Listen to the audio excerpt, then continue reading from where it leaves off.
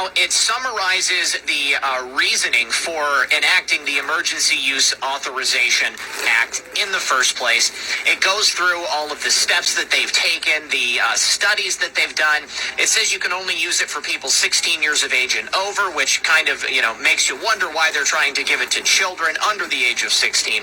But if you scroll down, never once does it say that they are changing the Emergency Use Authorization. It just says that they are continuing it. So this has not been approved by the FDA, despite what the Pentagon is saying, despite what Joe Biden is saying, and despite what I guess anybody else said, what I said earlier. I was just going on a report, and I was going on the statements of the federal government. I guess I should know better than to do that in the future.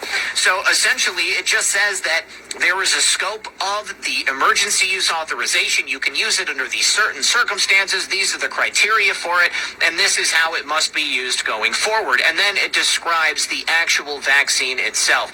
But if you go all the way to the end of the document here, and I believe it's about 10, 12 pages, not once does it ever say that they are giving it the full authorization of use by the Food and Drug Administration. This has not been approved. Nothing has changed. This is the exact same scenario we were in yesterday, and it's the exact same scenario we remain in tonight. So the federal government, once again, is lying to us. Lloyd Austin at the Department of Defense lying to us, and everything else that I said in the video earlier today still stands.